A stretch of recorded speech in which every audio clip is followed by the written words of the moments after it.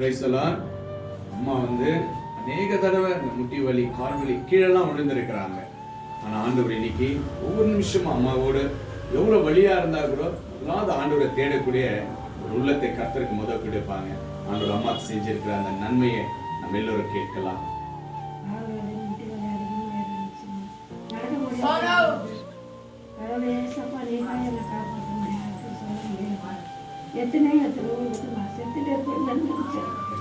என் கடவுள் போகிற இடத்துல வேண்டிய இடத்துல என்னை காப்பாற்றி கை கொடுத்துனாங்க. நான் விழுந்ததுமே பக்கத்தில் யாராவது ஒன்று என்னை கை தட்டி விட்டாங்க. ஏசப்பாட்டா நான் நம்பி வரேன், நாளைக்கு போவேன். எல்லாம் தடமை பண்ணாங்க, நீ போகாது, நான் போவேன், ஏசப்பா கிட்ட தான் நான் போவேன்னு சொல்லிட்டு நிற்கிறது. நான் மனசார சொன்னேன். அதே எனக்கு தலைவலி, கால் வலி எல்லாம் நல்லா ஆயிடுச்சு. ஏசப்பாக்கு பாருங்க, அம்மாவுக்கு எவ்வளவு ஒரு கண்ணீரோட இன்னைக்கு ஏசப்பாக்கு இந்த வயசுல பாருங்க 4-5 தடவை கீழே விழுந்திருக்கிறாங்க. சபைக்கெல்லாம் போகாத அப்படின்னா, ஆனா அம்மாவுடைய உள்ளத்துல பாருங்க கண்ணீரோட இன்னைக்கு சொல்றாங்க. என்ன சொல்றாங்கன்னா, என் கால் கை வலி இருந்தா கூட நான் ஏசப்பா முதலாவது நான் போய் தேடுவேன் என்று இன்றைக்கு உறுதியாய் சொல்லி இந்த நிமிஷம் கூட கர்த்தரை தேடி வந்திருக்கிறாங்க.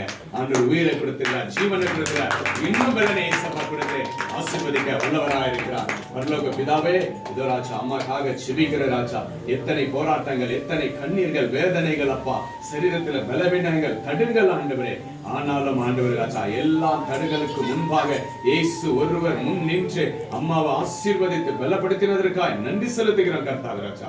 இன்னும் சுக பலன் ஆரோக்கியத்தை கொடுங்க ராஜா.